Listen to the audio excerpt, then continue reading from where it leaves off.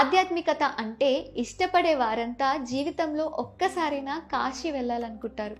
గతంలో ముసలితనం రాగానే కాశీ వెళ్ళి అక్కడ తను చాలించేవారంట.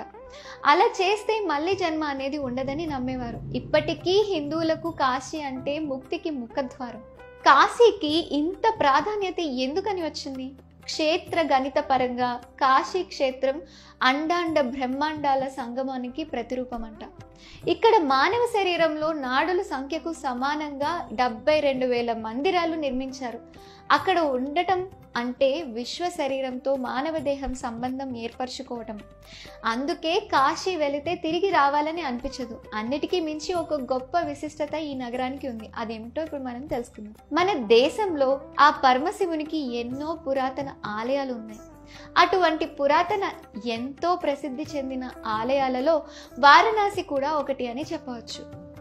భారతదేశంలో అతి ప్రాచుర్యమైన నగరాలలో ఒకటి ప్రసిద్ధి చెందిన వారణాసి హిందువుల అత్యంత పవిత్రమైన పుణ్యక్షేత్రంగా భావిస్తారు.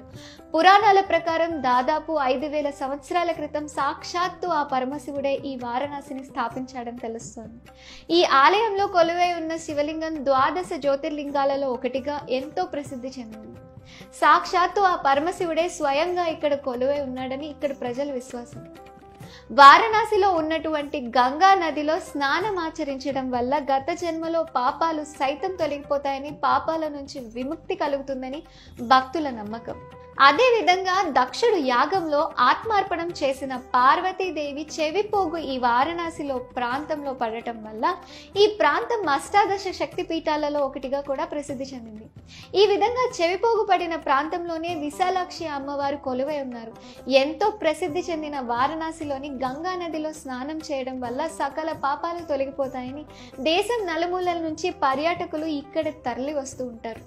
మన పురాణాల ప్రకారం మహాభారత యుద్ధంలో గెలిచిన తర్వాత కూడా పాండవులు పాప విముక్తి కోసం కాశీకి వచ్చారని తెలుస్తుంది. అదేవిధంగా వారణాసిలో చనిపోయిన గంగా నది తీరంలో దహన సంస్కారాలు నిర్వహిస్తారు. వారికి నరకలోకం నుంచి విముక్తి కలుగుతుందని భావిస్తారు. ఈ విధంగా ఎంతో ప్రసిద్ధి చెందిన వారణాసి ఎటువంటి ప్రళయం వచ్చినా ఏ మాత్రం చెక్కు చెదరదని చెప్తూ ఉంటారు. సాక్షాత్తు ఆ పరమశివుడు వారణాసి సృష్టించడం వల్ల ఎటువంటి ప్రళయాలను కానీ విపత్తులను కానీ కాశీ నగరాన్ని నాశనం చేయలేవు.